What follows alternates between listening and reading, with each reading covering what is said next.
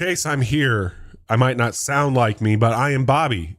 Do you recognize? Barely Bobby. How are you doing? I'm doing well. I'm not sick, so I'm perfectly fine. Your boy got COVID. I went to Chicago last week to see Oasis. It was such an awesome time. But by the time I got home, I was very sick. And you know what? That's what I get for going around 60,000 people, which is exactly... Was the show worth it to get COVID? I would do it all over again with COVID. Okay. With COVID. It was such a good time, man. Like that was one of the first CDs I ever purchased. They've been a band that I never thought I'd get to see. And it was really a pretty emotional night, to be honest with you. Like there was some very big moments, like hearing that many people sing back to the stage. And I mean, shit, dude, like their encore, they came out, they did Don't Look Back in Anger, Wonderwall, and then Champagne Supernova. Like that's a pretty epic run there of 3 songs to close it out with. And I'd never been to Soldier Stadium, and to see it sold out with people was pretty crazy. I also, Cage the Elephant opened up for them, and they were really solid to see live. I think that's the second time I've seen them. Yeah, actually. They're a good band. Yeah. I saw them once in Kansas City. It was they were fun. They're a good act. Yeah. Good energy. They good dudes. Unfortunately, remind me of Borderlands these days, which is not something I want to be reminded of. Well, I got news for you, Chase. You showed up to the wrong podcast, my friend. This is our September preview. Not to bury the lead with Chase here, but we're going to tell you about a bunch of new games coming out, including Borderlands 4.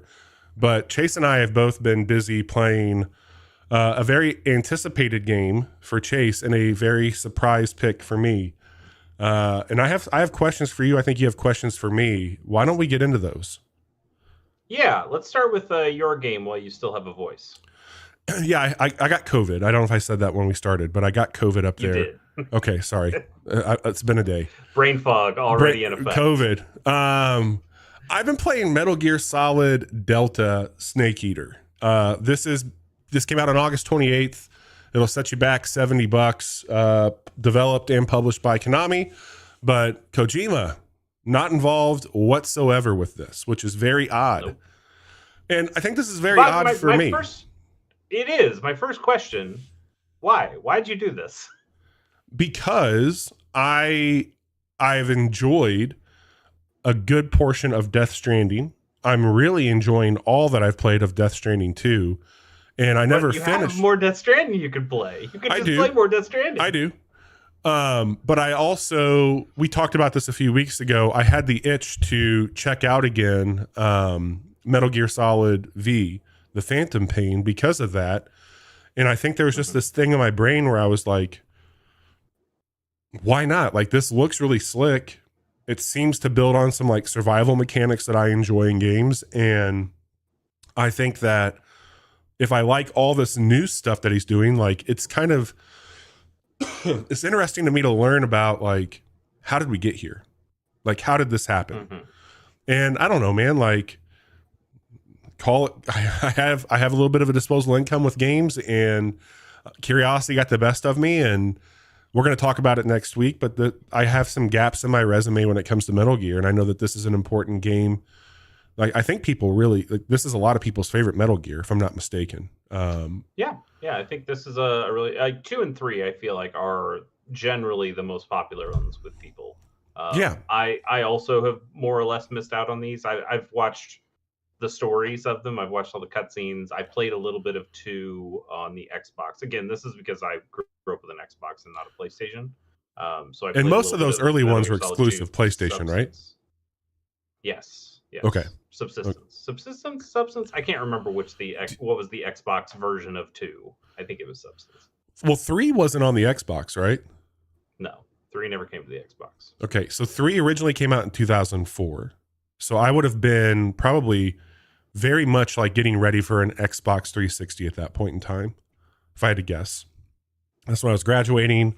There's a lot going on. Playing Metal Gear had never been on a priority list for me back then. Again, I was mostly Nintendo. I did have a PS2, but I was playing a lot of dumb, mall metal type bullshit. So yeah, I was very compelled. I thought the remake looked really impressive, and I've been having a good time with Death Stranding. So I thought maybe I had matured in my taste, and that there might be something here for me. That's kind of what got me here.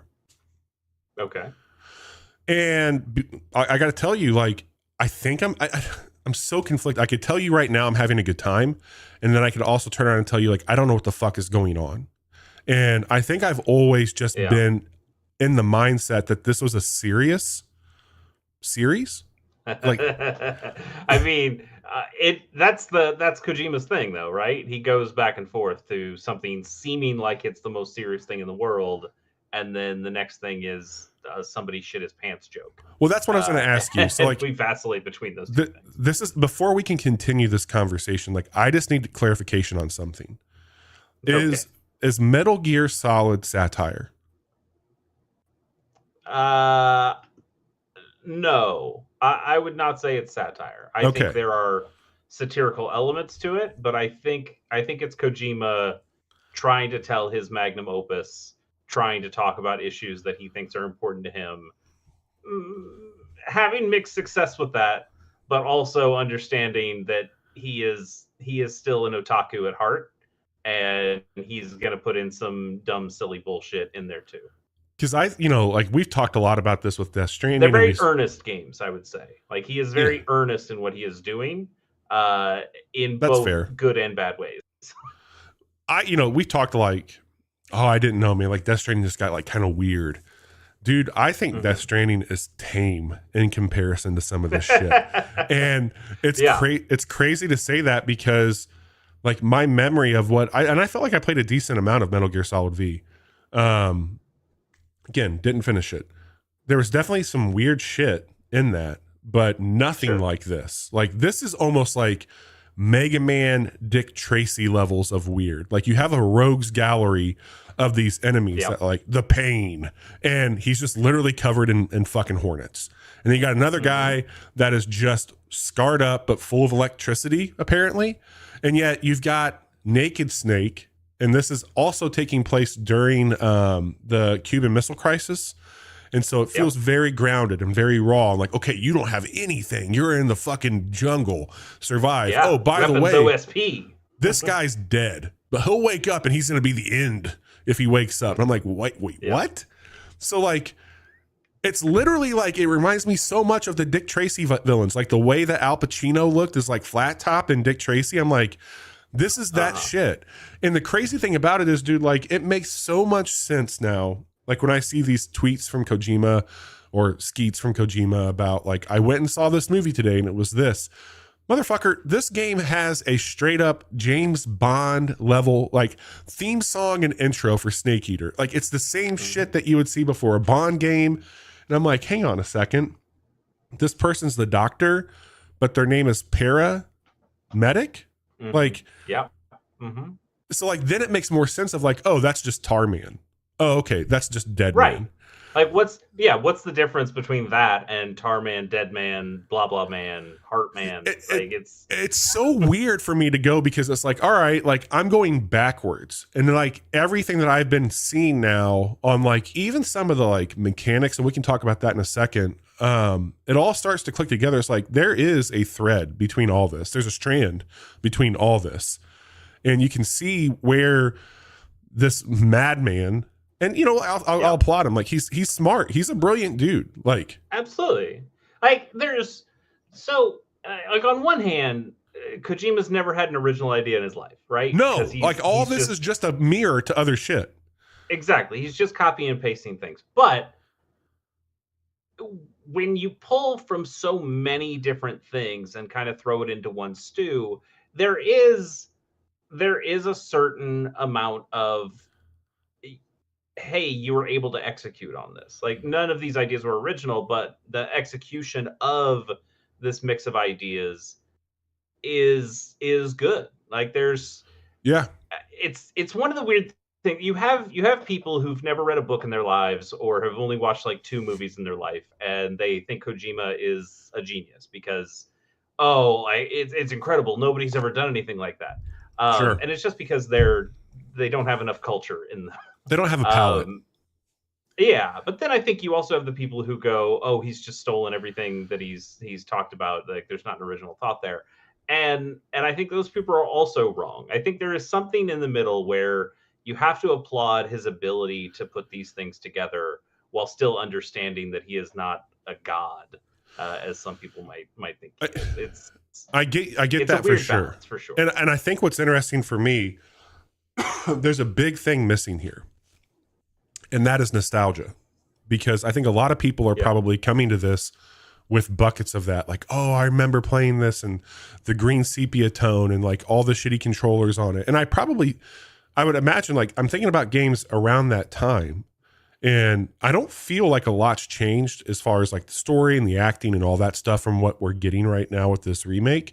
They did overhaul the controls, and they did overhaul the visuals, and it looks great, and it plays pretty well. But at the end of the day, dude, like I think that this was probably a pretty revolutionary game in 2004. I think it was introducing some very bold things back then. But having played both Death Strandings and having played Metal Gear Solid V, I found myself saying like, man, this was so much better over here. But like I appreciate like I'm learning how we got there. And so I think that from a historical standpoint, and even like a preservation standpoint, is really interesting to me. But the loop so far has actually been pretty cool. But you can see the age. Today you can see the age. Let me ask you this. So I haven't played 3, but I remember the hype around 3. I've read a lot about 3. I would probably do. I probably wouldn't play Delta. I probably would just find the collection of the 1, 2, and 3 and play that instead. I would still very much love for Peace Walker to show up on the Switch someday, so I could replay Peace Walker. But what I remember from 3 was that it was a very mechanical, systems-driven game. That tactile, a lot of the stuff around why people were excited about it, and the stuff that, 2, Metal Gear Solid 1 and Metal Gear Solid 2 were both very stealth-heavy. Yes, they had systems in it. It was, you could smoke a cigarette and it would help you in certain ways. Like there were lots of little things that you could do that would affect the game in some way. But it felt like 3 tried to push the envelope almost to its breaking point. I know there was some survival mechanics where you have to eat. I know there was camouflage was a big deal, of changing your outfits to actively camouflage yourself, using different things in the environment to help you through the missions, like crafting thing, maybe not crafting things exactly, but like finding things out in the world and using them in interesting ways, all that kind of systems mechanical driven stuff. Yeah. And I feel like after 3, Kojima pulled back a little bit on that and went, okay, well, so for 4 was much more of a movie and an action game, and then 5 was, you know, this open world thing that was a lot more about how that game felt rather than the mechanical stuff around it. It still had mechanics of like the horse that could shit anywhere, and the shit being a mechanical thing that you could use to wipe out enemy cars and things like that. There were reasons and systems built into that game, Yeah. but 3 I think is really where it hit the limit of here's all this different stuff you could do in the game. And I wonder for this remake if the people who are not Kojima, who are making this, tried to pull back on some of that to make more quality of life stuff, to make it more digestible for a player base like you. How have you been finding that stuff? The answer is no. They did not change any of that. They actually built upon one of those mechanics. So I really like that. Like, you know me, like I like a good survival game. And I really like the tactile piece of this. So like if I'm going into an environment, there's going to be tall grass. I might go up against a brick half wall. I might be next to a tree. I might be in a tunnel. And if you just hold up on the D-pad, you get your camouflage, and it tells you what rating it will have. So like, right. I'm wearing all black because I just came out of a cave. Now I'm in the grass. It says, hey, if you switch to this, it's like plus 45 better than what you have. So you quickly switch to it. And then at the bottom of your screen, it tells you your visibility meter. So anything that's like 70 or above, you're not really going to be noticed. And if you're on your belly, prone, crawling, and it's in the 80 percentile, like you can get really close to people. One of the things that they added into this, so, you know, I think this was the first one to do this, but there's a whole mechanic where you could grab somebody and you had a myriad of options. So you could kill them, you could strangle them, you could interrogate them. Those are all here. And if you knock somebody out, they're going to wake back up. If you shoot them with a stun dart, they're going to stay down. The one thing that's missing that I thought would be here would be like an S rank for completing something. Like there's no ranking. You just kind of move through the game. Yeah. So you can go in guns blazing. There's really nothing that you're going to deal with outside of like consequences of more people coming through. But they added into this one. There's one thing, but I can't tell you about it because it's a story spoiler. Oh, okay. So there's dudes that have these backpacks on that have a reel of film on them. And when you kill them, it makes a weird noise and the film reel like kind of shoots, like a string of film shoots up from them. So okay. you can go up in the game, the original game, you can sneak behind somebody, pull your gun out, and then walk in front of them and hold them up at gunpoint. And they start to shake and tremble, and they'll just start giving you shit. Mm-hmm. If you do that to these guys, they will give you a film. This is new to Delta, that after you complete the game, you can go in and watch these clips. And I don't know what they are. I have no idea yet. So that's new to Delta. Okay. But I have enjoyed like the way that the menus work. So imagine on the left and right side of your screen, going down into the corners, it kind of makes an L, and you're moving through your inventory. The food stuff is really cool too. So like if your stomach starts to growl, it can alert guards. So you want to make sure you're eating because that affects your stamina for like how long you can hang, how long you can be underwater. But this is the reason I haven't played Metal Gear Solid 3, by the way. It's honestly, dude, it's like I understand, but I don't want to do any of that shit. So the one thing that's cool though is you can go up with your knife and you can kill a frog and you can just eat that frog. And then he will react and let you know if it tastes good. And it'll also get, like, if you eat this glowing mushroom, it's going to recharge your batteries. If you eat a tarantula, he doesn't like it. It doesn't do shit for you. But if you shoot them with your stun gun, you can go up and you capture them live. And then I can take a snake and I can throw the snake at an enemy and let that start to interact with it. Or you might see a hornet's nest above somebody, or you might see a barrel on an incline that you can push down. You can drop down onto people. there's some stuff that like I really don't think was happening back in '04. So like I'm very impressed that these were mechanics that were in this game at the time, because I feel at least not to that fidelity. Like no, there were certainly games like choose your own, not choose your own adventure games, but like Jesus, why I'm blanking. Text adventures. Jesus. yeah, Like there's certainly text adventures that could let you do so many different things, but you know, it was just telling you through text that these things worked out. So for the thing to actually have physics, for the game to actually build that world in polygons and allow you to do those things, that was pretty revolutionary at the time for sure. agreed. And I think that the radio system is really cool.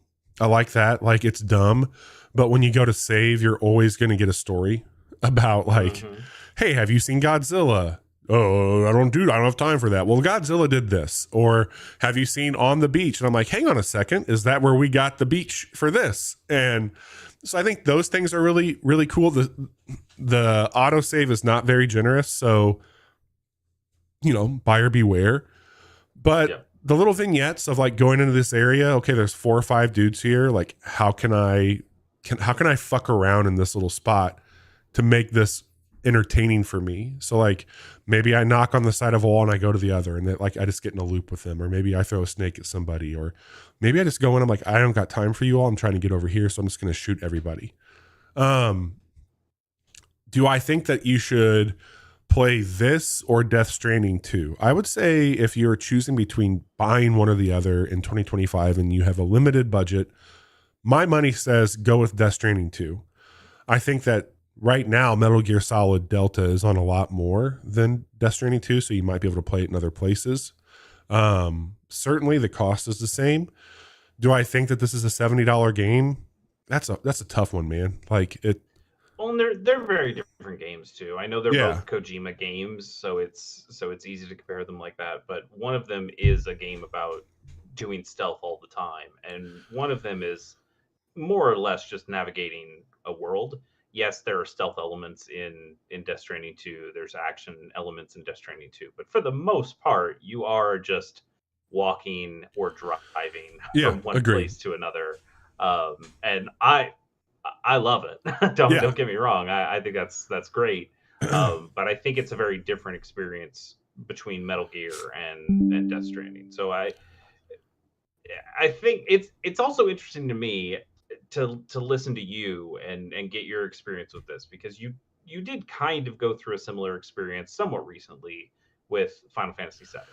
Like you did not play that original game. No. You came to this remake and are kind of trying to catch up to what they're doing. It's interesting though that, you know, Final Fantasy VII remake tried to go lots of different directions. And so it almost wasn't a very good experience for somebody who's coming in and hadn't experienced the original game, where it sounds like this is much more faithful, especially from a story perspective, correct, to that original experience. It's very much that interesting. It's weird. Like I think I like the game. I'm having a good time with it, but my body's just like, you shouldn't like this. This is really fucking dumb and weird. But the game, again, like it's kind of like Death Stranding. Like I could give 2 fucks about the story of Death Stranding 2, but the game and like just the little toolbox that Kojima gives you, I think he gives you some really fun mechanics in these games to play with. And I think that he intentionally puts this weird friction in the games that he's probably laughing at, because he's like, oh, this is going to suck for them, but I'm going to enjoy watching people work through it. And, you know, I don't know, like people really, I think there's people out there who will tell you like Metal Gear Solid's their favorite thing of all time. And so like, I know I feel like I'm kind of like walking on sacred ground, so I have to be a bit more respectful. But as somebody who has an opinion on video games and has such an opinion that he's put together an effort to have a podcast with his best friend on it, like I feel like there's an objectiveness I have to bring to it on like, what do I like about video games? Would I have liked this in 2004? Probably not. I probably have been like, this is fucking stupid. But like I've matured, I've grown, like I have become a way bigger connoisseur and enthusiast of video games as I've gotten older. Most people don't mature and like Kojima more. I think the more you mature, generally you go, oh, this is fucking stupid. Well, it's stupid, but I think what's interesting mean, is there's DNA all over all the shit that I've been playing the last 20 years from this. Totally. And I think that's what's weird is like, even a little bit with Final Fantasy VII, you know, like, I'm like, oh, I could see how other games borrowed this, or like this game inspired this over here. Like, it's cool. I mean, shit, I'm doing it right now. I'm playing Death Stranding 2, and I'm seeing things in Death Stranding 2 that 100% came from Metal Gear Solid. Like, well, I mean, shit, the fucking biker gang. Goddamn, like that is. Mm-hmm. I got the same face paint and everything in Metal Gear Solid Delta. Like, fuck, it's the same shit. Yeah. So I don't know, man. Like, I think it's interesting. There's like with Kojima, I think the gameplay stuff is a little underrated. That yes, people praise it. They don't talk about it. Like what people talk about with Kojima games is the wacky, fucked up story stuff. Yep. And I think I like the wacky, fucked up story stuff. I think it's fun. That those are the things I like the most about those games. But the mechanics are really well done in these games for the most part, and that's, I think, something that people that you find game developers stealing in better ways. I think when you're trying to make a Kojima game by trying to write like Kojima, you're probably going to fail because that is a uniquely weird individual. He is. He really is. Yeah. But I think I think because of all that kind of pomp and flair around the story stuff, that people miss out a lot on, hey, these are actually just really well-playing games. They're really well thought out from a mechanical design space. And those are things you can carry forward. Look, I don't know when you should play this game, but I think at some point you should try and play this game. I think it's weird enough, and it is fun. Like the games. I know that you like Metal Gear Solid V. There's fun to be had. Like, I'm having fun playing it, but it's so weird, dude. It's just a very fucking bizarre game. Very bizarre game. So yeah, that's it's definitely. I don't know if you're gonna have the same ability to persuade me to play what you've been playing, but I'm here to learn. Absolutely not. I've tried in the past. It didn't take, and it will continue not to take. So I've been playing Super Robot Wars Y, which is the new video game from. God, I forgot. Is it I got it here. I got it pulled up for us. This is Bandai Namco Forge Digitals Inc. Is what they have listed here on Steam. $59.99. There is a $94.99 and a $119. Did you get the $119 one? Yeah. It comes with some cool shit though, right? Like bonus missions, you get the sounds and data pack. I mean, it just comes and like with all the DLC. Yeah, totally. Smart. So I know who I am. This is the game I like. Of course, I want give me all the extra units. Nothing wrong with that at all. XP stuff. Give me a few more missions. I don't really care about the premium sound stuff, but it just kind of comes in when you get all this shit. So I was like, yeah, fuck it. I'll just. Did you do Switch or did you do your PlayStation for this? I got on the Switch. Okay. I like the portability of it. These are not games that are all that pushing the hardware. So I think having a Switch version. There's a lot of shit in the version you got. Damn, they packed that thing up. Yeah, they certainly do. They put a lot of stuff in here. If you haven't played a Super Robot Wars game before, I'll give you the very brief rundown that this is a turn-based strategy game where you are on an isometric grid. You have a team of robots that come from a number of popular anime or unpopular anime, as the case may be. And you're going up against a bunch of enemies that are also from those different animes as well. And what I find to be the interesting part is that they try to build a convoluted story that tells you why all these disparate anime people are. They all got there. Yes, that this guy who pilots the Mazinger Z, that's an anime from the 60s. Well, you went to the same school as me, this guy in a Gundam show that's that was from the 80s, but I don't know, we just kind of wrote it so it worked together. Oh yeah, you were my trainer, and you did that thing, and then you went over there, and then you met these people, and oh, remember that time you studied abroad in Japan and just ran into those guys? It was like, this is none of this is canon. It's all bullshit, but it is fun to see why Relina Peacecraft from Gundam Wing knows who Lacus Klein is from Gundam Seed. Like, and I will shamelessly plug, all. You did a deep dive on the history of Super Robot Wars. That a long time ago, yeah. I guess it wasn't a long time ago. This was before link it. 30 came out. Yeah, I'll put it in the show notes. And then you also on Chasey K Plays, you had a whole series, right, where you played through one of them? I played through Super Robot Wars X, which was the first one that I played. Okay. And then we also did a quick look, I believe. We did a quick look. So on our YouTube channel. I'll try and find some of those and I'll find all those and link them in the show notes for this one too, for folks. So the point is, they make a lot of these games. They're all extremely similar. The only this is brand really new. It's not like a port over from Japan only. Correct. Right? Like this is a brand new game, but it's basically like all the other ones. It just has a brand new story and it has a different set of anime.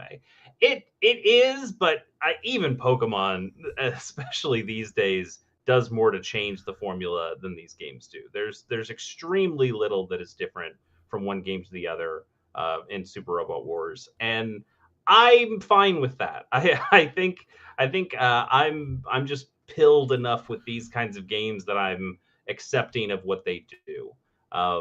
There are still things that I wish they would do more of. The maps are incredibly flat. There are a handful.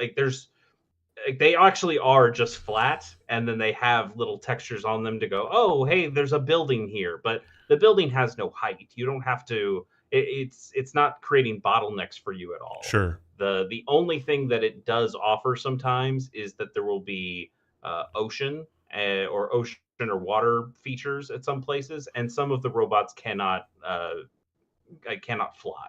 So you'll have some that will go into the water, which limits their movement or potentially limits their accuracy when they're shooting out of water. But most of the robots can also just fly, so it kind of also doesn't matter. And you end up getting into this situation, like when I play a Fire Emblem game, these are people who are walking around, or like one of them's on a horse, so they're able to move further. You're storming castles, so okay, we have a gate that we need to get through, and once you get through this gate, now we're in this long hallway, and so you have different level features, environment features that you have to kind of deal with. And Super Robot Wars continues just to not really have those. You still just fly around the stage. These things are very wide open, and it makes it a lot more like a chess game in that way. It's always looked that way. Levels. But the difference is that these chess pieces have incredibly complex things that they can do in terms of, okay, I've got these abilities on my pilots that allow them to go, okay, for this attack, I have 100% accuracy. Or for this attack, I can make your accuracy 0. So you have ways of manipulating how the battles are going to go. Okay, I've got a thing that ups my attack. I've got a piece of equipment on this mech that ups my attack by 200 points. But it's only when I use close quarters attacks. I've got to use melee attacks. And okay, so now this guy's more tuned, and you're tuning these units a lot more. And I think you do get to some interesting strategic elements. But at the end of the day, you are kind of just playing these big chessboards and then reading a lot of text with a lot of talking heads. It was very dense. It's pretty stupid. Yeah, it's dense and stupid. I like it. I like how dense and stupid it is. Yeah, of course you do. So being the PC snob that I am, I've been trying to creep a little bit on Steam for this. And it's sorry. What people are most upset with is that it seems to be locked to 1080p, which is a big no-no in the PC space. Oh no. But on the Switch, it's no big deal there. Everybody that I've been reading is saying like this is easily the best modern mainline English localized Super Robot Wars compared, and like they're calling out like VXT 30 and Y.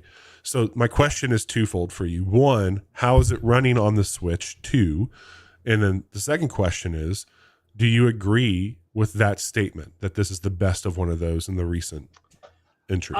Mostly, yeah. I have played VXT 30 and Y now, Yeah. and Yeah, you have. this You runs just slut. as well. This runs just as well as any of those other ones do.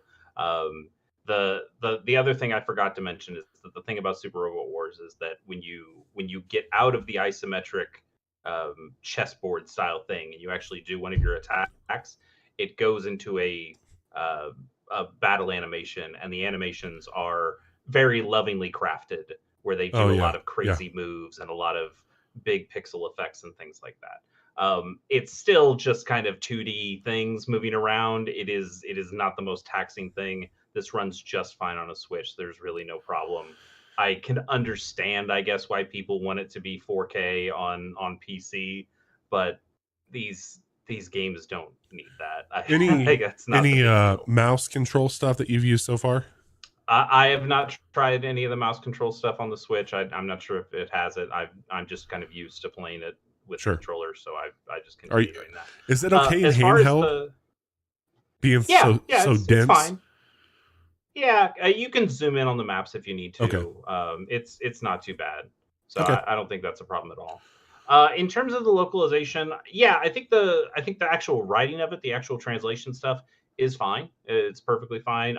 There have been certain times in the past on those games that they've been a little rough around the edges, and a lot of that is just it's a lot of text.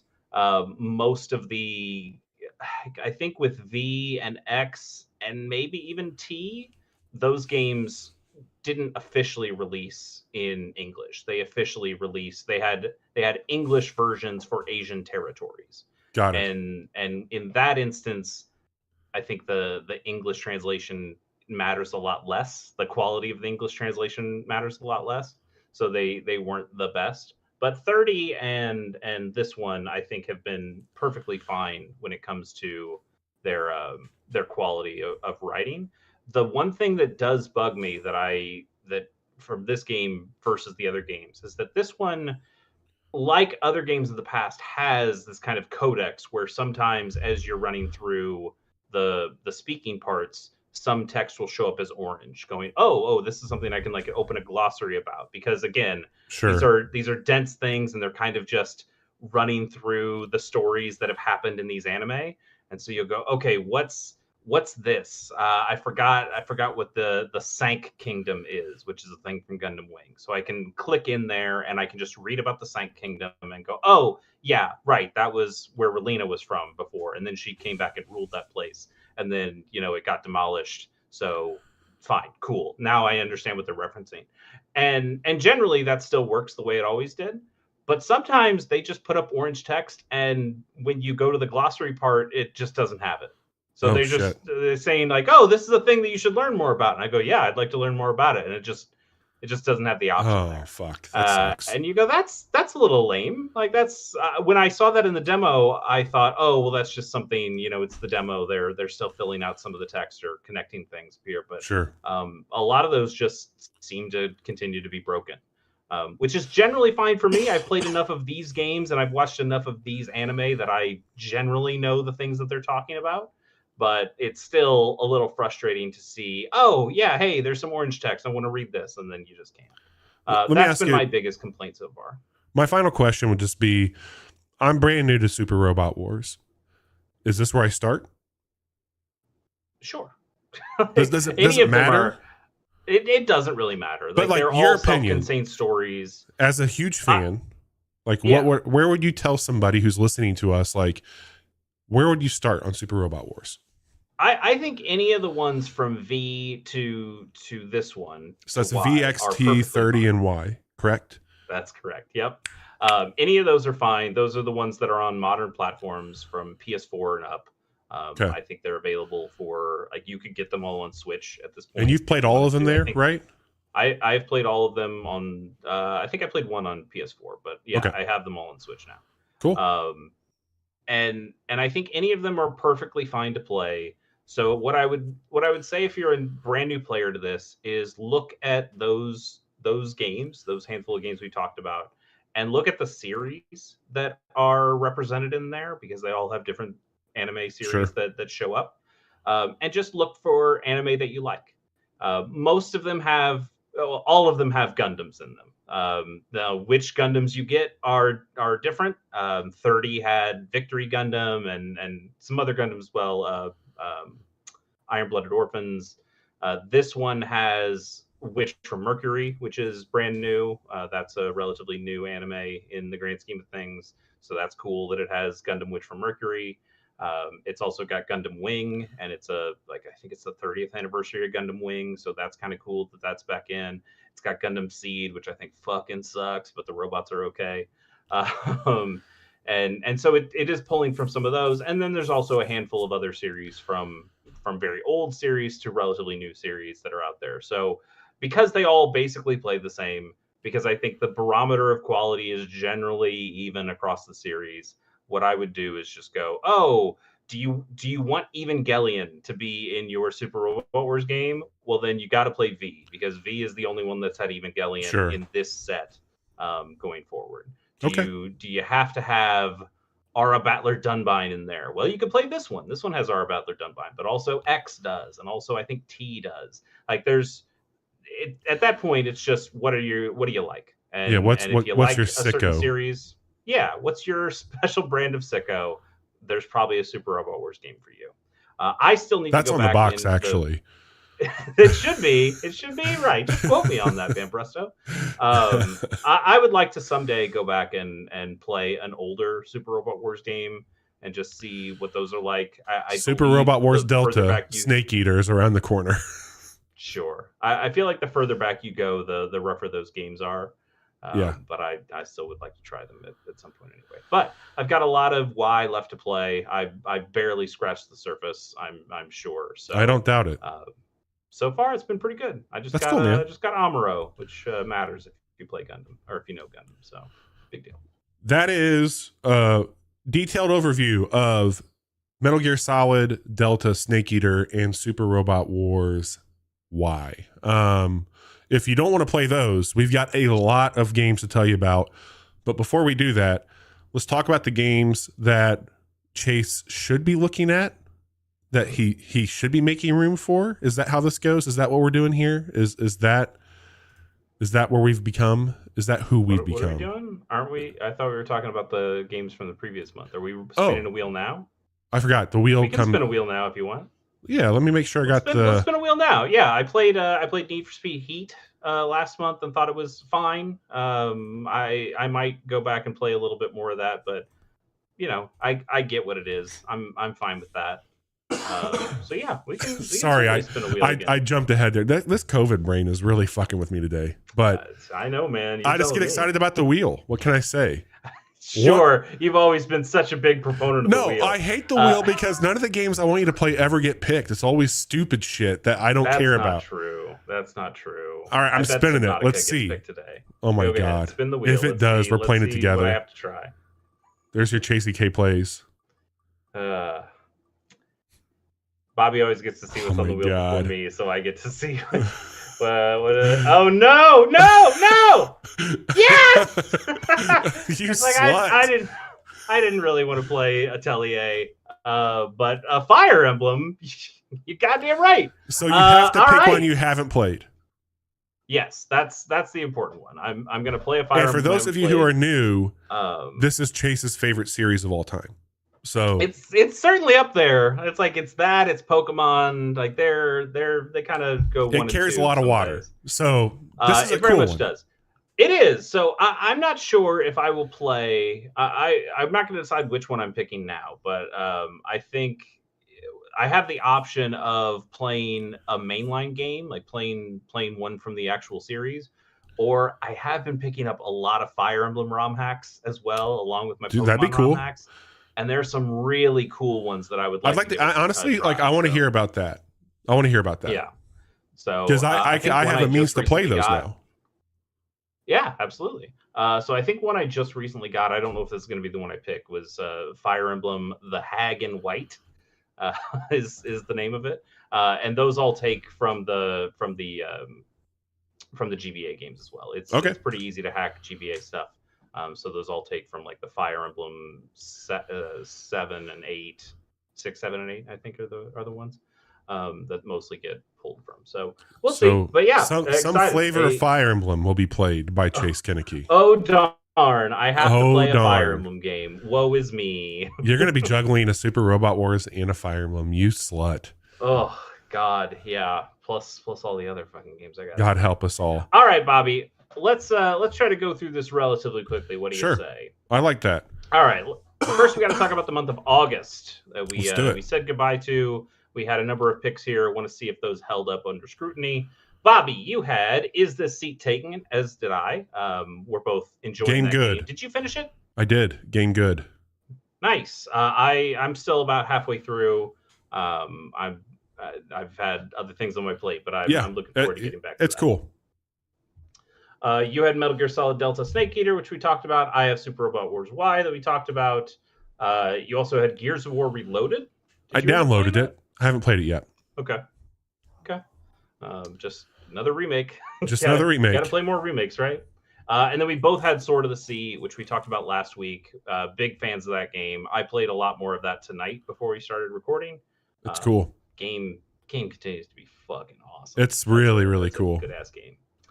All right, let's talk about some free stuff that you can get for the month of September, and we will start with PlayStation Plus Essential, which has quite a selection. This is month. A fucking lineup of free stuff. I don't even like this first game, and I should. It's a shame that I don't. But it's very good, that's dude. a big game. People like that game. That game is very good. Yeah, I don't know why I don't like it. I honestly don't. I love that first game. It's one of my favorite games of all time. I should. I've got it. Maybe. Yeah. Psychonauts 2, Stardew Valley. It's a big deal. That's when they just announced 1.7, another big patch coming with new shit. So there's going to be even better. I thought they were done with that game. He said he was like 1.6 was a huge thing. Yeah, he's working on this guy. He's crazy. Concerned Ape is crazy. Should be concerned for him. Yes. And then finally, Viewfinder, which what a game, dude! Was a huge game for us as well. We loved that game. Was that my number one?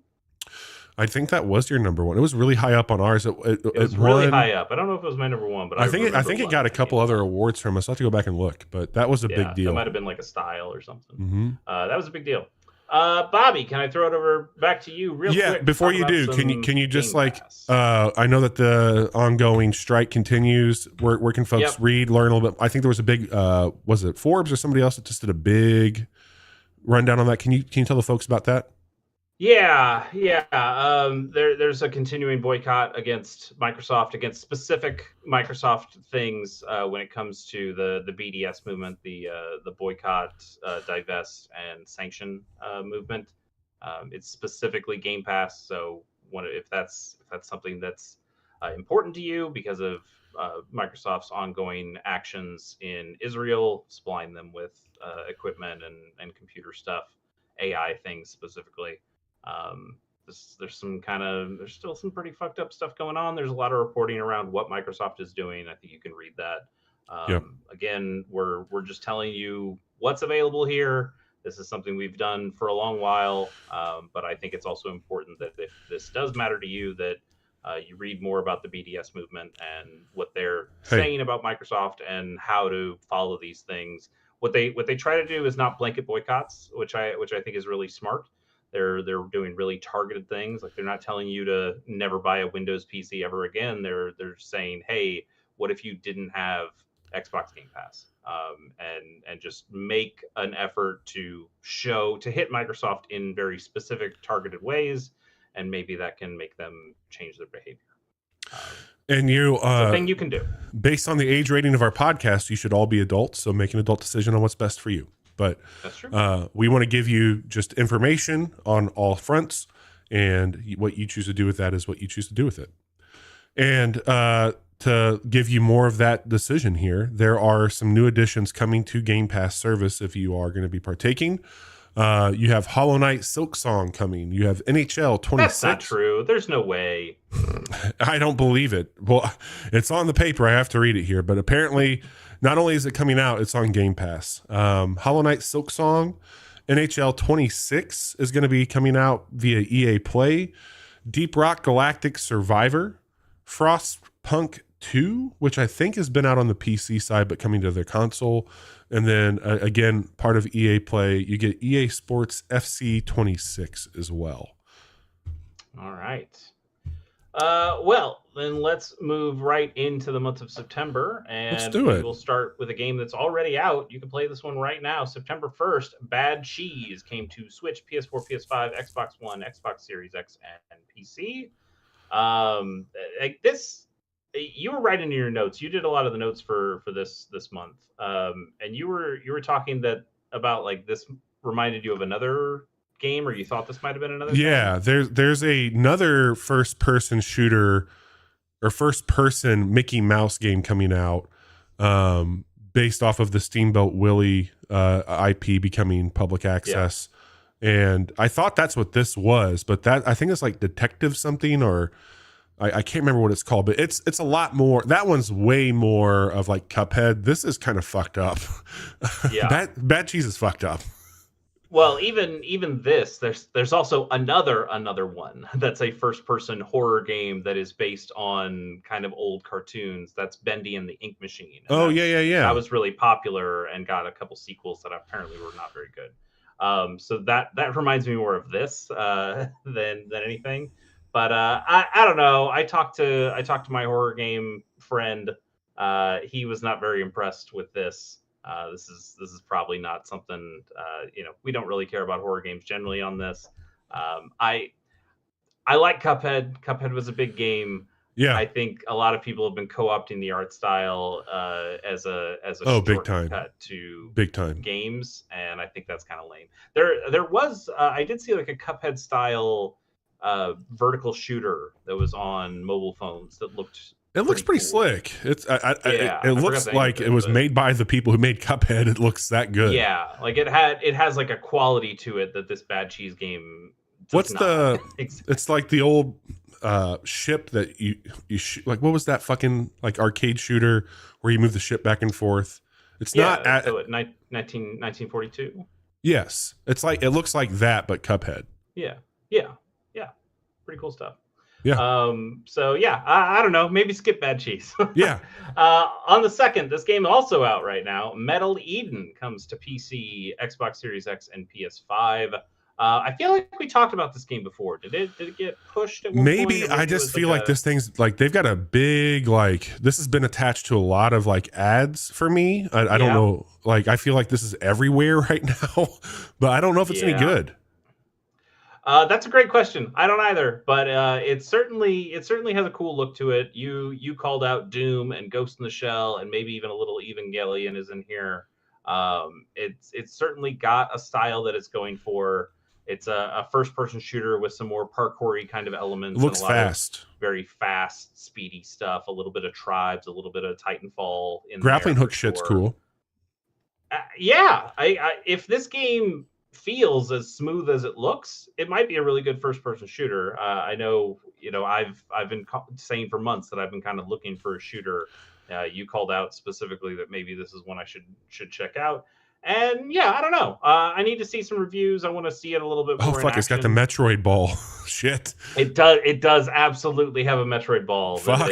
Maybe this could be. This thing might, as the kids say, is this cooking? It might be cooking. I don't know. We'll see. The guns look really interesting too. Yeah. I like what I'm seeing. We'll check in more on Metal Eden. Yeah. On the 3rd, Hirogami comes to PS5 and PC. This one, I think this looks pretty cool. You mentioned, it's got like a Kirby-ness to it. In that you can take power-ups that you can collect. Yeah, like a little bit of the Mario RPG shit too, like Paper Mario. I mean, you can like flatten. You can become other critters and creatures in it. I really love the origami and like the paperness of it. The colors are great. Like they just went through like a bird, a gorilla, I think a frog. There's some platforming shit that ties to it. There was a demo I downloaded. I never got around to playing it during one of the Next Fest, but it does have a very cool platformer look to it. And I'm just very taken by the art style for this one. Yeah, I love the look. Just from watching the trailer, and this is a little unfair, but from watching the trailer, it feels like it could be mechanically kind of stiff. Like Yeah, I think. watching the monkey form jump off those vines, like, ooh, Yeah, that feels like a very scripted way of doing that kind of stuff. But at the same time, I think it does have enough style to it. There's some interesting thought in there. I like a good Kirby game, and this one seems like it's going for a similar thing. You should have you ever played Tearaway? It was on the I Vita, and did. then It was yeah, cool. I really love Tearaway, Yep, and this also has agreed. some Tearaway vibes in it too. All right, Bobby, I still don't believe it. It's supposedly coming out in hours of this recording, but Hollow Knight Silk Song is actually coming to basically everything. We've got it coming to Mac, Switch, Switch 2, PS4, PS5, PC, Xbox One, and Xbox Series X. And as you mentioned, it is part of Game Pass. Um, This is a big I'll deal. believe it when I see it. And also, I still don't really care, but lots of other people do care a I lot. just feel this thing is like set up for failure based off of the expectations for it. Like, I I mean, don't know. Like Hollow the Knight's a 10 out of 10 developer, game for people. yeah, the developer has had a lot of interviews lately, and they talked about why it's taken so long to make this game, and the reasons are all of the best reasons you'd want to It hear. sounds like people, Oh, they we just really love what they're doing. yeah, it's like, oh, we just took our time. We just had a bunch of really cool ideas, and we just let ourselves do them, and like gave ourselves all the time in the world to make the game that we wanted to make, and we did. It's $20 too. Damn. Okay. 20 bucks is It's that's a good price. That's a it's lot. it's That's a lot of incredible. value. It's incredible. I just don't like Metroidvania games, and so I don't care if you make a really good one. It's you got two strikes on you If already. this thing comes out swinging, which it probably will, I am going to try playing Hollow Knight again. Sure. I feel like I need to do that. Um, Yeah. so I think the it, map thing in Hollow Knight is the thing that really killed it for me. I yeah, just like the having to kind of draw the maps or go to a very specific person yeah, to fill out the map more. It these games, these style of games are already very backtrack heavy, and yeah, that felt like it was making a very backtrack heavy game even more backtracky. I was like, God, I don't really want to keep navigating this world. But a yeah. lot of people did, and like you said, it's a lot of people's favorite game. And it seems like Silksong has a lot of cool ideas that they wanted to build on, and have. It looks great. I know. I feel like I It have to looks support really this thing, good. just given all the things we're talking about. Yeah, yeah. So I think it'll do. I think it'll do fine, whether or yeah, not you and I I buy it. agree. I agree. Also on the 4th, Hell Is Us comes to PS5, PC, and Xbox Series X. This one, speaking of maps, like this game is taking a very interesting idea to the way maps are used in games, and they're saying we just don't have one. Like there's no No, compass, there's no map at all. Like I remember something like Far Cry 2 that said, okay, we have a map, but you have to physically put it up in front of your face. It doesn't pause the game. Like you have to kind of deal with that. And also it's a physical map, so you're like trying to look at things, and we're not just going to give you all the information. And this game goes one step further and says, why would I even do that? What if you dude. This just fuck so off, figure it out? I will be playing this only because I have a shared library with my cousin. He had the early access if you bought like a certain version of it. And I've read a few other reviews. Like the exploration of this is apparently just off the charts. Like it is so Yep. cool. Like you have to talk to somebody and they'll be like, yeah, I remember getting lost in this cave by my house by the lakefront. And you'll end up finding this house by a lake, and then you find the cave, and you go, like that's how you do this shit. So like taking notes is really critical. The combat, he swears to me it's not Souls like. It certainly looks that way to me, but he says it's just more of like an action RPG.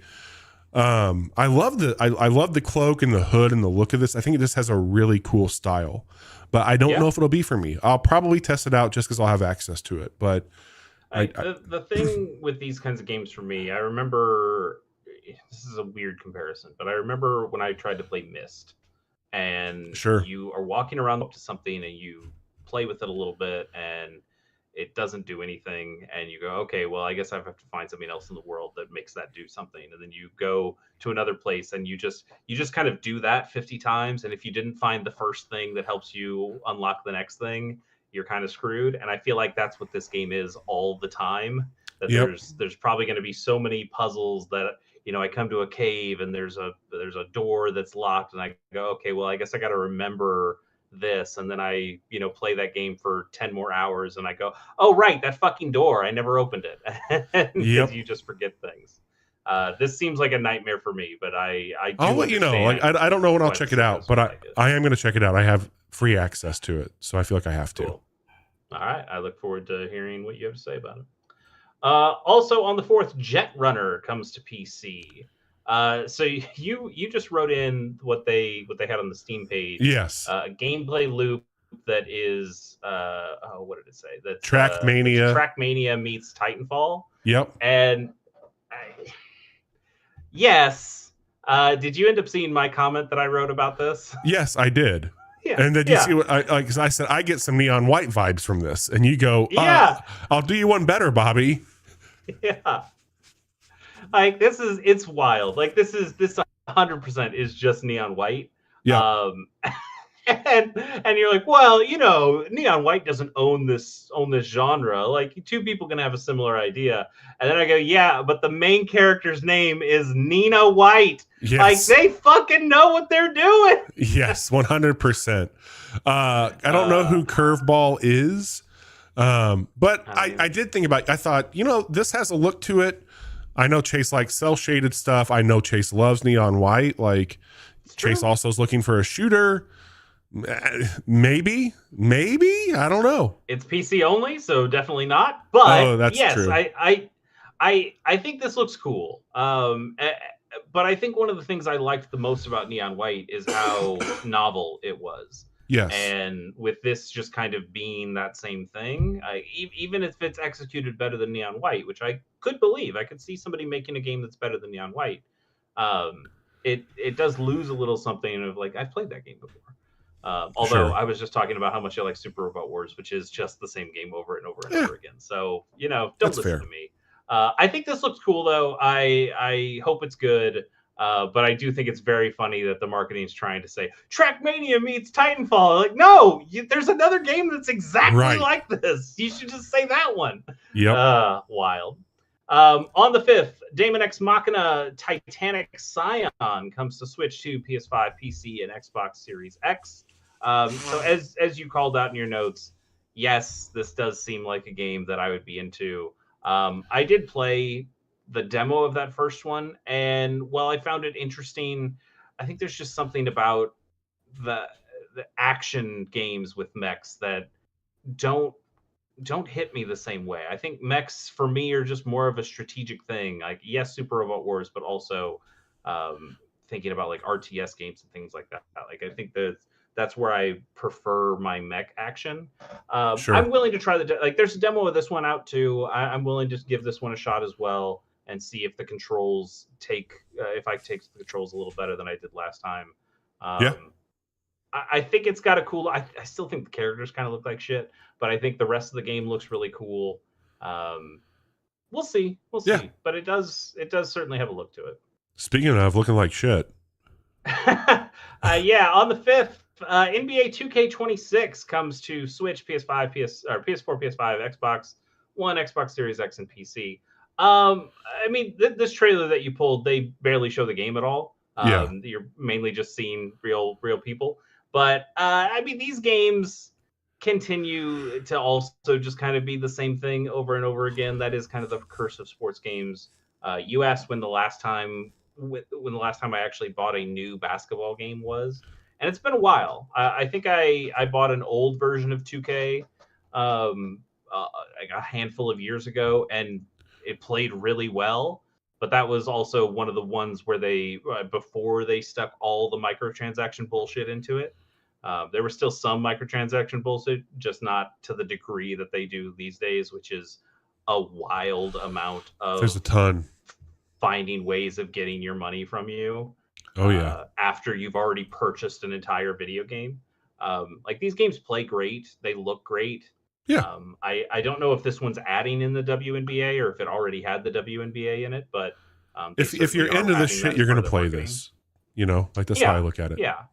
It's just wild that you're continuing to buy new versions of this when it's really not offering much outside of updated rosters and more shit you can buy. Like those feel like the only two reasons to buy the new game, and I think that second reason sucks shit.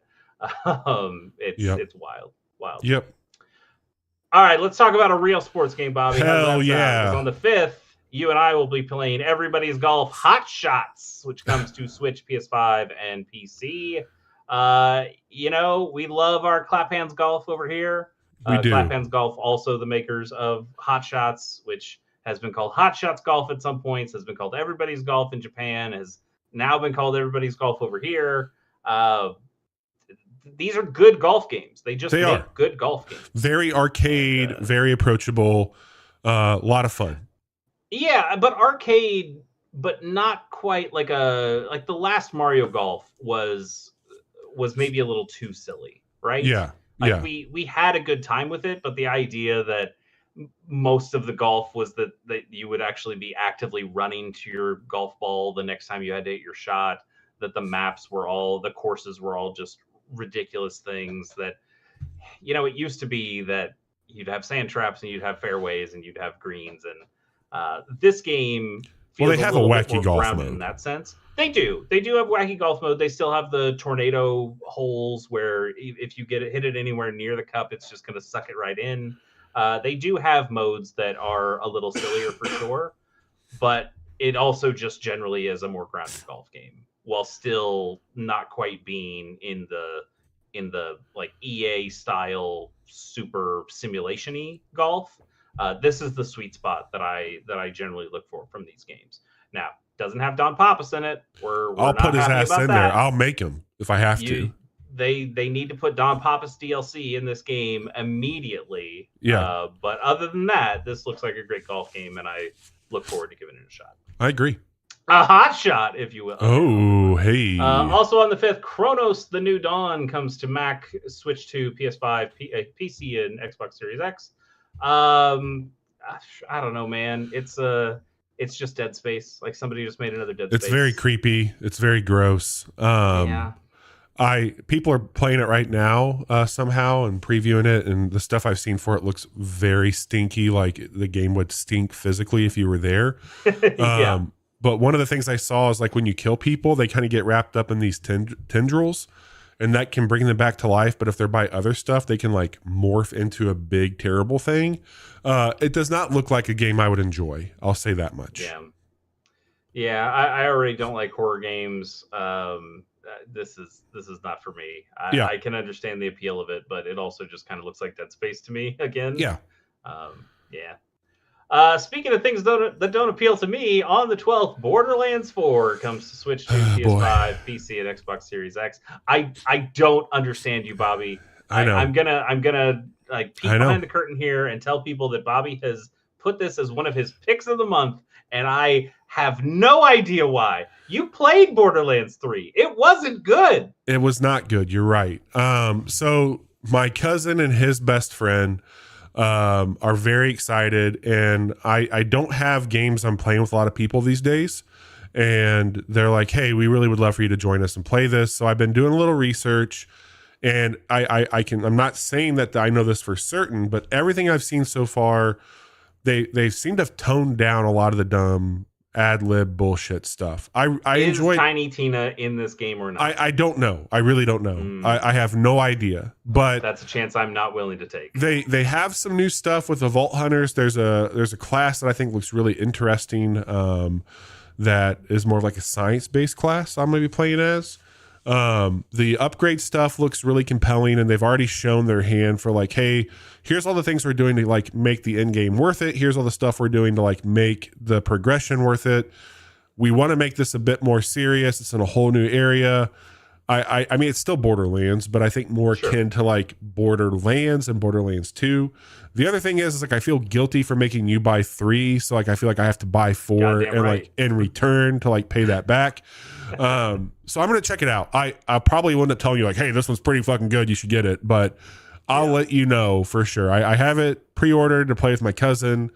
We'll see what it's about. I think the same day we recorded the Super Robot Wars quick look. We did one for Borderlands 3.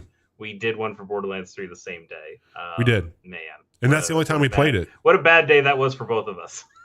Borderlands 3 sucks. I do like Borderlands 1. I do like Borderlands 2. But Borderlands 3 was no good. And I wonder how much the movie affected this in terms of tone, in terms of, oh God, we should try to not do that. Well, I think that they like between 3 and the movie, I think that they learned like, okay, we need to get back to kind of like what this was at that point in time. So I don't know, man, like Borderlands felt good. I enjoyed what it was doing. I thought that shit was cool when it came out. That's been a long time ago. There was a time where it was one of my favorite shooters ever. And I'm now just like retroactively embarrassed for that time in my life based on playing. I doubt there's anything here to make you feel strongly enough to ever pick this back up, but I will give you as much as I can, like a very honest review of this game when it comes out. All right. I look forward to it. Yeah. On the 15th, Lego Voyagers comes to Switch, PS4, PS5, PC, and God, Xbox this looks Series so X. good, dude. What was the one before this that was similar? Island something. It was more of like a I think it was a pretty emotional like build with your son type thing in the story, if I'm not mistaken. But this is not the only Lego game this month, but this is the co-op friend pass ridden very, very, very cool looking. Like my wife, the way I care about video games, she cares about Legos. And this is like this is like the game that we will bond over for sure. Lego Builder's Journey is the one, which is kind of like, this is basically a sequel to that, where it is this kind of isometric-y brick world, but you're going on more of like a platforming adventure, but you are building things. But this one has the co-op, whereas the other game I don't believe did. It's got a great look to it. I think this is a really cool way of enjoying Lego and being nostalgic about Lego while not going into the Lego Indiana Jones or the Lego Star Wars games that they've done basically to death at this point. Listen, if you'll have me, I'll do another Chasey K series with you on this one. Maybe I could see that happening. I already know what my next Chasey K play game is going to be, and I think that's going to take a while. So I don't know if that'll work out for this. Well, I'm going to play it with Sarah for sure, but I'll own it, and so I'll have a friend pass that you can play if you ever want to. Nice, yeah, I think that would be a. All right, on the 17th, Deep Rock Galactic Survivor comes to PC and Xbox Series X. This has been out for a while. It's very good, dude. Like, this is so good. This is coming out of early access. I think it's hitting. I know it's hitting Xbox. I don't know if it's on console yet today. This is probably the best vampire survivor like that I've played, and somehow it beautifully takes all the cool shit from Deep Rock Galactic, and it somehow makes it work just as good here. Like, it's uncanny how well they've just merged these genres together. It's cool when you can translate those things. It's so fascinating how they did it, dude. Like, it's very, very smart. I will tell you, like, you should check this out. I know you like Vampire Survivor.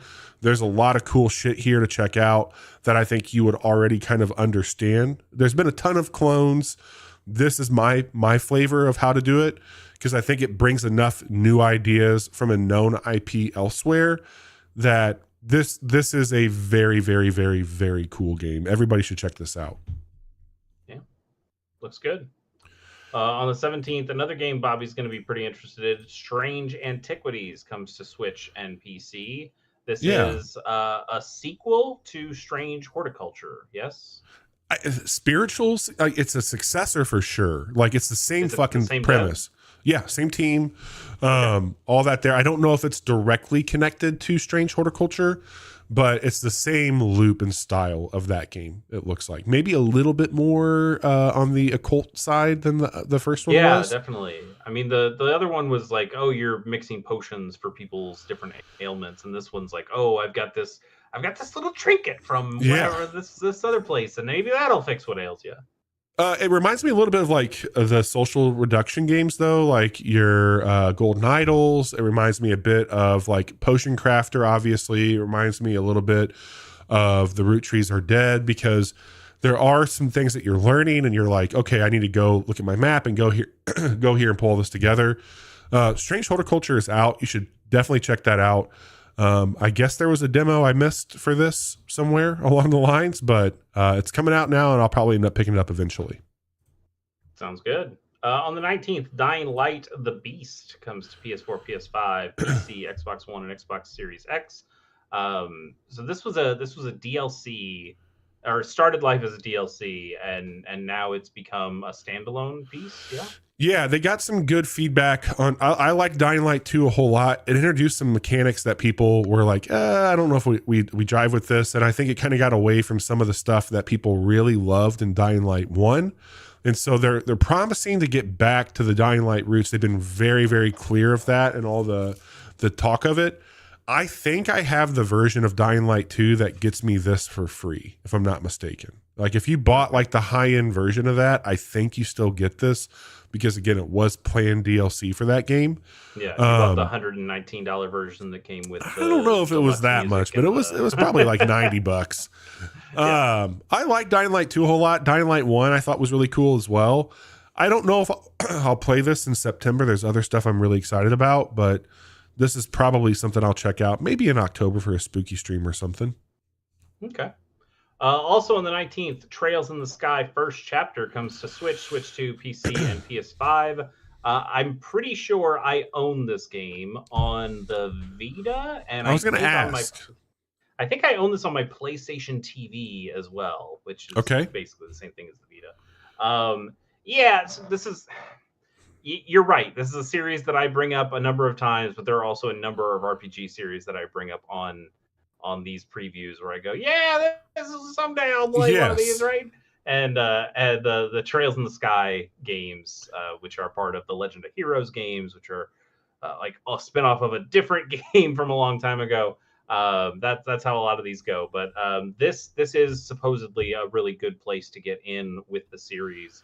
It is this, as it says, the first chapter of this arc for Trails in the Sky that kind of puts you on a path for what the rest of the Trails series could be. So I've got a friend who has talked up these games in the past, and you know, if I were to try one of these, I think it's probably this one. And the PlayStation TV, while I did love it in the past, is probably not the best way to play that today. So sure. Having something that's on more modern consoles. This is probably the right way to go into one of those. So I don't think it's one I'm going to be playing in September, but it's one I might just pick up at some point when it goes on sale to know that I have it when I do try to decide to play this series. Cool. On the 23rd, Baby Steps comes to PS5 and PC. I think you and I feel pretty similarly about this thing, where it's very intriguing. It's cool that somebody's out there doing this. This is the same. This is Bennett Foddy, right? I think Bennett Foddy is involved. Yes. Yeah. Devolver's putting this one out. Right. So if you played Getting Over It, then you kind of know what to expect here. I do like this trailer that you're showing. This like little. I wouldn't call it a fuck you to Silksong exactly, but it is a cute. No, they came out. They this was supposed to be out. Yeah. They moved it because they're like, oh, we're going to be playing Silksong, so you should play Silksong too. And then they did this little trailer where I think the character's name is Hornet, if I'm not mistaken. Oh, in Silksong, yeah. Yeah. I was like, the Baby Steps guy's name Hornet? No, I think his name is Eric. I'm pretty sure. Same thing, right? Yeah. I think that's Eric. I wonder how this plays. Like, I'd want to. Okay, how does it play, Bobby? It's not as frustrating as QWOP, but it is a little bit more rhythm driven than what you would expect. Interesting. Okay. So when I say rhythm, like you need to get a cadence with your steps, and it's comical because it's pathetic of this guy to be this like basement dweller, but I'd rather watch another person struggle than struggle myself. I think I'm in a similar boat. Like there's a number of games, like Jump King, I think is another one where it's like, I don't want to play this, but I'll watch somebody else fuck up around with it, and I can laugh at their failure and not feel like I made the mistake. Yeah. I'm definitely in that boat too. But anyway, Bobby has much more important things to play on the 23rd, like Slime Rancher 2, which comes to PS5, Dude, PC, Xbox One, and Xbox fuck Series X. yes.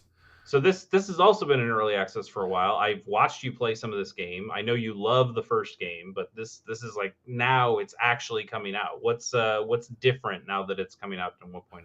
Well, I've gone dark on it. I played so much of. I had COVID actually the last time I played this, so timing is or things change. Yes, they stay the same. It builds off of all the cool shit of Slime Rancher, but this is Slime Rancher 2 set on a new island. You've got a bunch of new slimes, different sizes. There's really cool mechanics on how you can grow new veggies and fruits that will feed and attract other and like breed these slimes. It is a sick game for sick people, and I am said sick person, but it's just so charming. The art style is so good. The music is so good. It is a comfort food. This is like what I think they should be focusing more on, like the cozy game shit. Like, it is so good, dude. I cannot wait. Like, this feels like the spiritual successor to like a Viva Pinata, yes, which is a series that people love that they just kind of stopped making because Microsoft, right? Yes. But Slime Rancher feels like it's just playing in a very similar sandbox, and it's a game that people are looking for, and they're providing that for people. So. I will be playing a lot of this, probably on some Fridays for sure. Nice. Something we probably will not be playing is on the 25th, Silent Hill F, which comes to PS5, PC, and more Xbox like Silent Hill. Fuck that. Yeah, maybe. It's not because this is bad. I have no idea about the quality of this game. I know some people are bitching about a female protagonist or a little schoolgirl or whatever, that people are weird because they're gonna continue being weird. But Silent Hill games have had a weird mix of quality. I think I've heard some relatively good things about this one, but it's also a very spooky game, and I do not play those. Yeah. So I will be passing, but it does look good. Like, they're pushing those polygons for sure. It's weird. Konami's making video games again? That doesn't sound right. I know, dude. It's crazy. Are you going to be Pachinko and gyms? Are you going to be passing people in a cart by chance, or are you going to be just passing in general? That's a good question, because also on the 25th, Sonic Racing Cross Worlds comes out to Switch 2, PS4, PS5, PC, and Xbox One.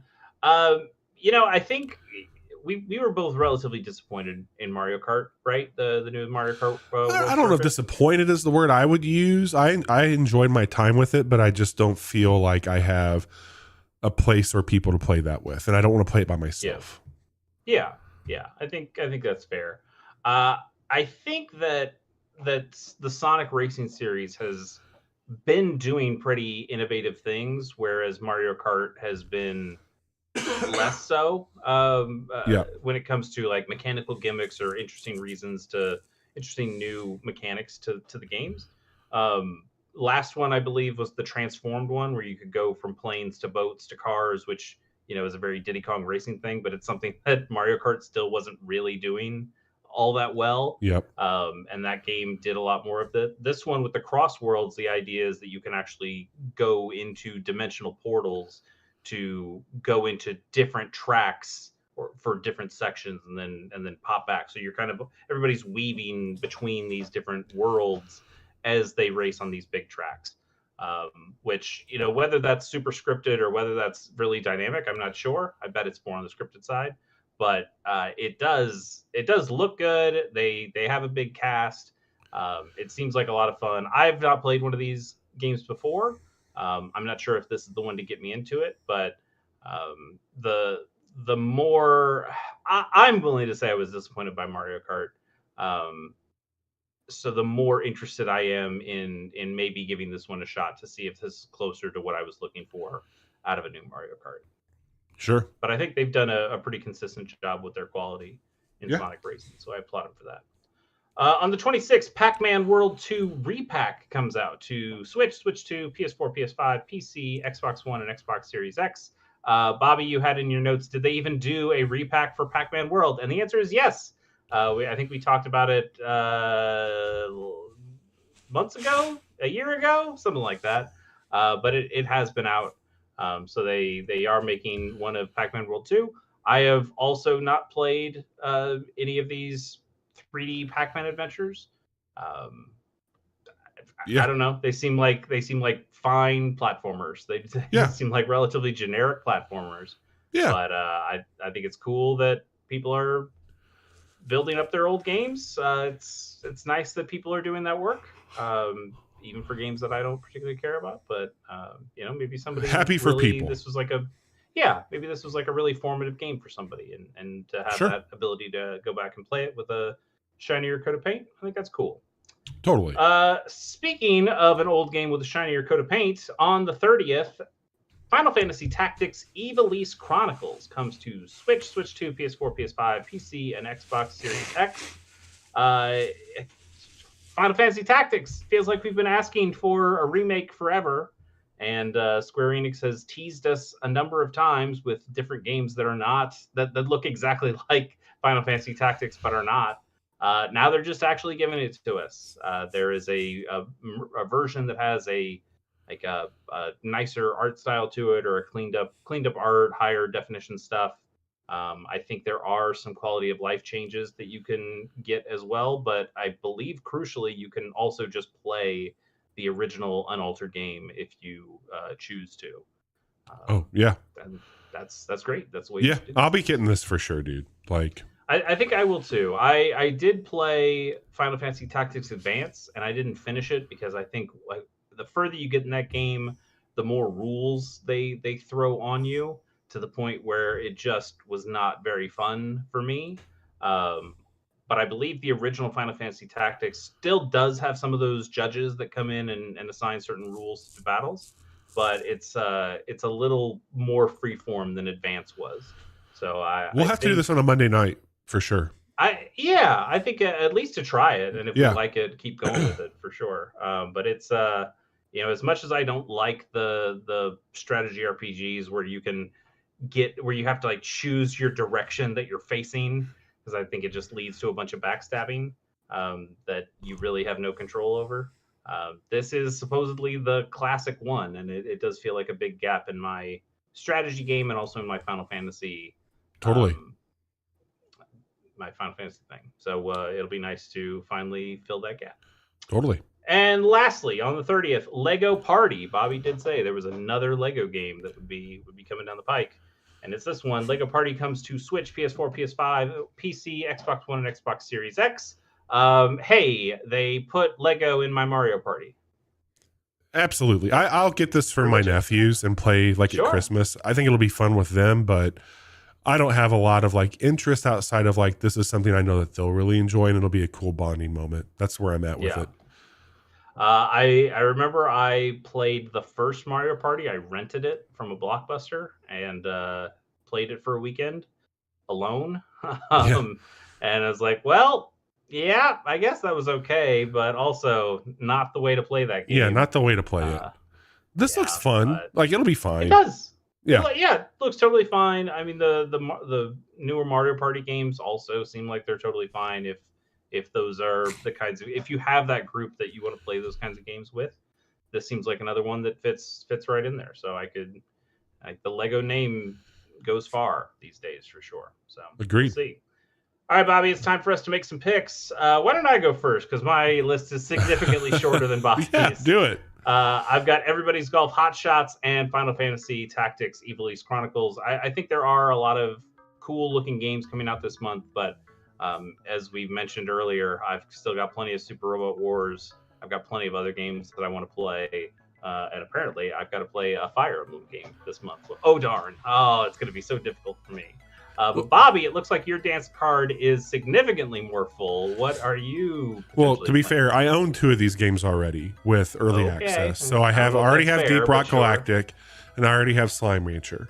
So those are going to be played for sure. But I've got Lego Voyagers, I've got Everybody's Golf Hot Shots, Final Fantasy Tactics, and then Borderlands 4. So I'll be very busy this month. You're sick, man. I'm sick. Sick. I'm sick and sicker. You are both sick and sick. All right. Well, that is the month of September. I know it's been a long one. I know Bobby's I'm throat dead. is probably I'm on dying. fire. So Yeah. why don't you take us home? Let's get us the hell out of here. Yeah. Let's just see if this works yet. Still not. Okay, cool. Nope. I hate this. We took Monday off for the holiday. Worked out well because I'm sick. If I still sound like this, I don't know if I'll stream by myself on Friday. I hope I feel better on Friday so I can show you my bass on Grounded 2. But we did our preview episode tonight. And then next week, Chase and I are going to be checking out, we're going to return to Nine Kings on Monday. And then we have a friend stopping by on Wednesday for a deep dive. So tune in on Wednesday for a mystery guest and a very fun deep dive to talk more about a topic that we have mentioned a few times tonight, actually. That's true. So there's a little tease for you on what you can expect. 2 teases, actually. Chase, even without the links, what can people do to find you, my friend? Yeah, you can go to Chase K Plays. There was a new episode of Retrenched that went up today. My playthrough of Iron Brigade, originally called Trenched. It's out on Steam. It's been on Steam for a while. It was on Xbox 360 a very long time ago. That game's great, and I beat it this time. Oh. I beat the main story. Okay. And that I didn't know how the DLC was going to work with it. It rolls you right into the DLC. So I've never played the DLC before, so I think I probably will have another episode or 2 of me trying the DLC stuff out, because it's cool to see stuff that's even new to me, and there's new equipment, there's new stages, so I want to try that stuff out.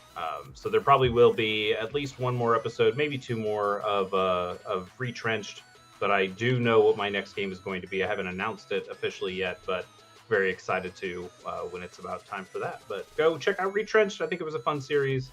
And again, there's a little bit more to it.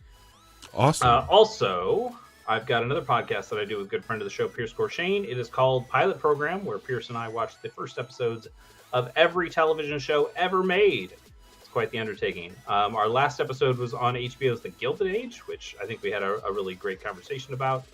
So go check that out. And then we have just scheduled, as of today, in fact, we scheduled that next week we're going to be recording our next episode on the ESPN miniseries, The Bronx is Burning, which I've already watched that first episode. And I got to say, I think we'll have a pretty cool conversation about that one as well. It's about the 1970s New York Yankees. So look forward to that. I'm not exactly sure when that's going to come out, but probably sometime later next week, if we get that recording done on Tuesday. So look forward to that. Cool. Right on. Well, we'll be back potentially on Friday, but certainly on Monday, and I'm going to do my best to rest